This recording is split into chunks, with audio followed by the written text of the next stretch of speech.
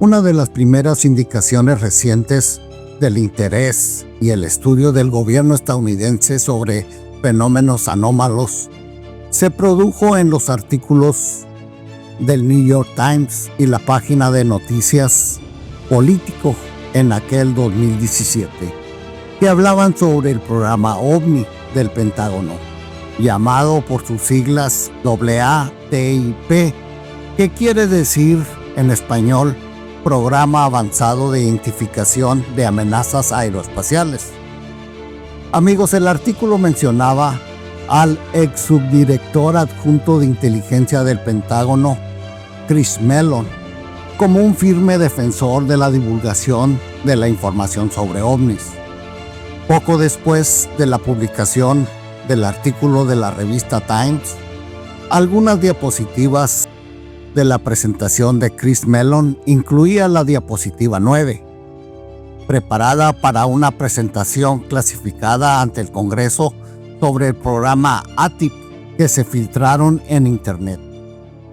La diapositiva enumeraba varios efectos psicoenergéticos exóticos, amigos, que los objetos anómalos, o sea, los ovnis, pueden tener en personas y máquinas, incluyendo la penetración de superficies sólidas, el efecto psicofisiológico, el desmontaje sensorial instantáneo, las interfaces humanas cognitivas únicas y las anomalías en la construcción espaciotemporal.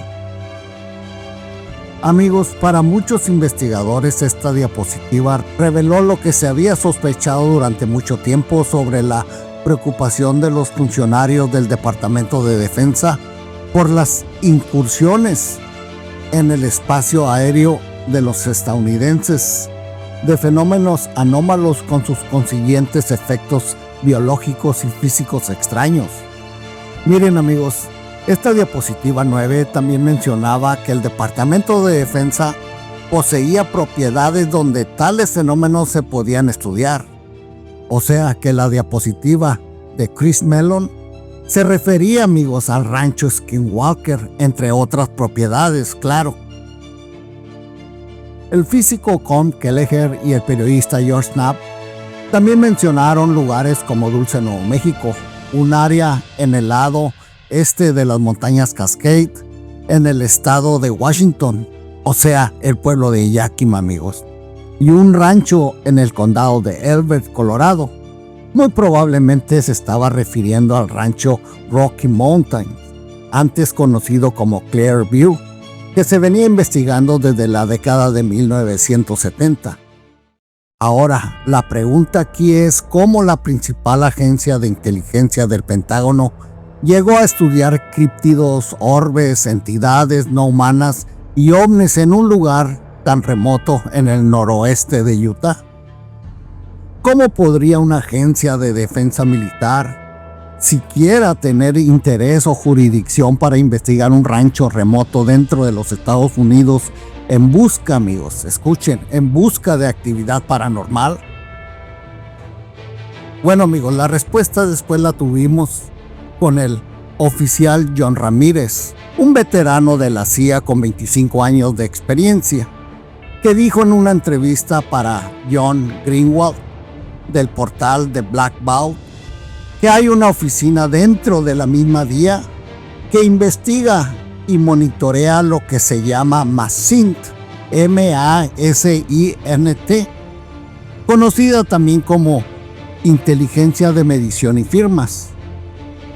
Básicamente, amigos, se investiga todo el aspecto electromagnético tal como lo conocemos. Esta gente de MASINT en la DIA busca firmas electromagnéticas anormales dentro de los Estados Unidos como parte de la defensa general del país. Y ya saben lo que eso significa. Lo más probable es que estén captando señales de ovnis o WAPs, vehículos aéreos anómalos y fenómenos similares, y otra cualquier anomalía que puedan detectar. Así que si los analistas de la DIA, de la Agencia de Inteligencia, estaban investigando el rancho Skinwalker o Dulce, Nuevo México, o en cualquier otro lugar donde se produzca actividad inexplicable de forma recurrente, es porque hay frecuencias que pueden detectarse en esos lugares. Miren amigos, los recientes incidentes ovnis de los que hemos hablado ya aquí en el canal, como los incidentes navales del USS Nimitz en el 2004 o el USS Roosevelt en el 2015 y otros como los encuentros en el USS Kearsarge en el 2021 o como el Rafael Peralta y otros más que han ocurrido en años recientes. Todos estos no fueron el origen del interés del gobierno en estos temas. No, para nada amigos, sino que desde hace mucho tiempo atrás ya lo estaban haciendo. Uno de estos programas fue el programa AWSAP, AWSAP, programa de aplicación de sistemas de armas aéreas avanzadas, que de hoy en adelante solamente llamaré AWSAP. Iniciado en el 2008, gracias a los esfuerzos del senador Harry Reid y otros senadores. Según el agente Lakatsky, el programa AWSAP era un programa de investigación de ovnis disfrazado de algo más mundano. De ahí el largo acrónimo que suena burocrático. También nos dicen que ATIP era simplemente un apodo conveniente para AWSAP y la investigación en el rancho Skinwalker, que era una parte muy importante del programa del estudio. Según el reportero del New York Post, Stephen Greenstreet, el programa de investigación del rancho Skinwalker consumió el 97% de la financiación del programa AWSAP. Solamente amigos, el asesor científico del programa Hal Puthoff solicitó 39 artículos de investigación de los respectivos expertos. Y como dijo en una reunión en Las Vegas en el 2018, incluso estos expertos, amigos, no conocían los objetivos del programa. El propósito de los artículos era determinar si alguno de los fenómenos relacionados con los ovnis o las actividades en el Skinwalker era comprensible para cualquier científico con el mejor conocimiento disponible. ¿O acaso todo esto superaba incluso la comprensión de la ciencia más avanzada de la época?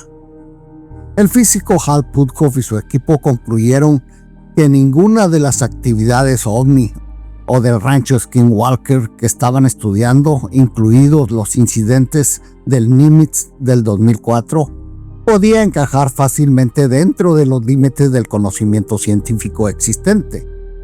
Ahora amigos, ¿por qué les platico todo esto? Bueno, es que en el siguiente segmento les daré una posible respuesta del por qué es muy probable que todos estos estudios me hubieran llevado a creer en una hipótesis. Y esa es que es muy probable que alguien ya posea algún tipo de tecnología y propulsión exótica. A ustedes les he comentado en mis documentales que desde hace años investigo los casos donde testigos han visto orbes brillantes o luminosos, también conocidos como rayos en bola. Esos mismos que los documentales de Universo Invisible les mencioné, que fueron estudiados en Missouri y otros lugares de este país, y que habían sido objeto del interés militar y científico, fueron estudiados discretamente desde hace muchas décadas atrás.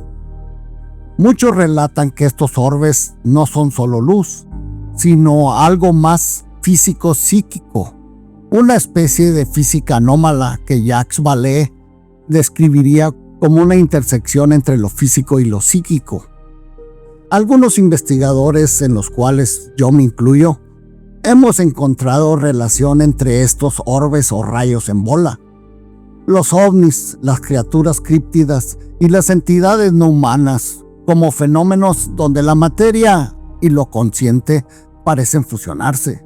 Un ejemplo clave es la hipótesis del plasma inteligente, basado en los trabajos de Kenneth Shoulders, creador del concepto EVOS, EVOS, objetos exóticos del vacío. y del físico Hal Puthoff, quienes hablaron de microplasmas coherentes capaces de emitir luz, manipular campos electromagnéticos y afectar los radares o sensores.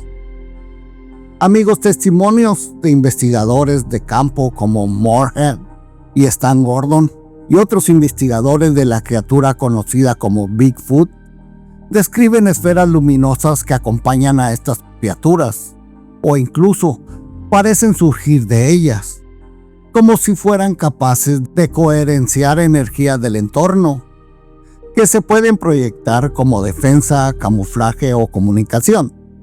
Amigos, en la física cuántica, el plasma es sensible a campos eléctricos y a variaciones de conciencia, lo que abriría la posibilidad de una conciencia acoplada a energía lumínica. Otra línea señala que criaturas como Bigfoot y otras entidades podrían ser transdimensionales, como sugirieron investigadores como John Keel, Jacques Vallée, Colm Kelleher del NITS, del Instituto Nacional para el Descubrimiento de la Ciencia, proponiendo que estos seres no pertenecen del todo a la materia ordinaria y que ellos se pudieran sintonizar entre dimensiones. En ese marco, los orbes serían manifestaciones energéticas de tránsito dimensional, una condensación electromagnética al entrar o salir de nuestra realidad. También existe la hipótesis de que sean entidades antiguas o prehumanas, descritas en algunas tradiciones orales de los Salish y los Lakota como guardianes del velo, seres anteriores al hombre moderno que conocían líneas energéticas o ley lines y aprendieron a manipular fuerzas que hoy apenas son comprendidas con conceptos como bioluminiscencia cuántica o plasmoides coherentes. Amigos, esta visión encaja con una experiencia personal de mi compañero de investigación Eduardo Ortega. Él y otros compañeros captaron un orbe, un rayo en bola, cerca del refugio de Alzomoni, entre los volcanes Popocatépetl e Iztaccíhuatl. Y minutos después apareció un ser de plasma, con cuello alargado y un patrón similar al reportado por militares en el Valle de San Luis y por los equipos del NITS, del Instituto Nacional para las Ciencias del Descubrimiento, en el rancho Skinwalker. Que primero aparece el orbe, luego el tipo de nave y al final una entidad no humana. Lo más revelador es la secuencia completa, como lo van a ver aquí. Primero el orbe, luego la nave y luego el ser. Reconexión energética, una posible cadena de materialización y de desmaterialización basada en energía coherente. Amigos, la física avanzada hablaría aquí de condensación fotónica, tipo post-Einstein, o materia coherente electromagnética, donde la energía adopta forma por resonancia. Este evento caso tomó un giro más profundo, porque yo había grabado 2 años antes, sobre mi casa en Arlington, Texas, una nave cilíndrica cubierta por plasma verde y blanco, con un segmento frontal expuesto que podría corresponder a un sistema de propulsión o camuflaje refractivo, algo discutido en patentes y estudios experimentales de las mentes brillantes de Salvatore Pais y Kenneth Shoulders, en torno a envolturas de plasma que reducen la fricción y ocultan la firma electromagnética. Pero este fenómeno no es inocuo. La cercanía a orbes pueden generar descargas ionizantes capaces de afectar los sentidos humanos. Y yo lo sé, amigos, porque yo perdí totalmente la audición del oído izquierdo tras perseguir una orbe sobre mi residencia. Aunque por muchos años no lo pude configurar de esa manera, pero ya con lo que he ido aprendiendo, ahora entiendo por qué me sucedió eso. Ya antes, Claude Sauson y Paula Violette plantearon que algunos plasmas generan resonancias de microondas o ultrasonidos que afectan el sistema nervioso, provocando mareos, vibraciones internas o pérdida auditiva temporal. Años después, algo increíble está sucediendo. A principios de este año 2025, mi oído afectado ha comenzado a recuperar un pequeño sonido, pese a que el diagnóstico era irreversible. Podría ser regeneración neural, plasticidad sensorial o una resintonización energética de mi cuerpo. Esto convierte la experiencia en un fenómeno físico-médico, pero también espiritual, porque muchas tradiciones chamánicas ven la reactivación auditiva como la apertura del oído del espíritu, la capacidad de escuchar frecuencias antes inaccesibles. Por eso hoy entiendo que este fenómeno debe ser abordado desde 3 niveles: científico, energético, físico y humano precautorio, recordando que en lugares como Hesdalen en Noruega o en el rancho Skinwalker se midieron quemaduras leves, interferencias electromagnéticas y zumbidos internos asociados a plasma activo. Amigos, mi recomendación aquí para los nuevos investigadores de campo es que se mantengan a una distancia mínimo de 50 metros y usar trípodes aislantes y medir magnetismo y radiación con instrumental portátil. Si su cuerpo siente alguna vibración, presión en los oídos o un zumbido bajo, es señal de campo activo. Y escúcheme bien, tienen que retirarse de eso lo más pronto posible. Entonces, amigos, ahora comprendemos algo mayor. Si estos orbes, naves y seres pueden transitar materia y energía, si responden a emoción y observación, si dejan huella en el cuerpo y en la mente, entonces lo que algunos llaman magia puede ser ciencia súper avanzada, una tecnología del vacío, del plasma y de la conciencia. Por eso les he dicho siempre que tal vez no basta con verlos, hay que aprender a sintonizarlos. Quizá la pérdida y recuperación de mi oído no fue accidente, sino un recordatorio de que para escuchar lo invisible hay que cruzar el silencio primero. Y para cerrar este documental con una dimensión fisiológica espiritual, citando pensadores, científicos y místicos reales que han reflexionado sobre la conciencia, la materia y la naturaleza del fenómeno luminoso, aquí les presento este pensamiento sin perder lo espiritual, filosófico, pero con atribución. Amigos, y si todo esto, el plasma, los orbes, las entidades, la materia coherente, no fuese solo un fenómeno físico, sino un recordatorio, un espejo de algo que olvidamos como especie, quizás sea aquí donde las ciencias duras y la filosofía del espíritu se encuentran. Recordemos a la mente brillante David Bohm, físico cuántico. Él hablaba del orden implicado, un nivel profundo donde conciencia y materia no están separadas, donde lo visible es solo una proyección de algo mayor.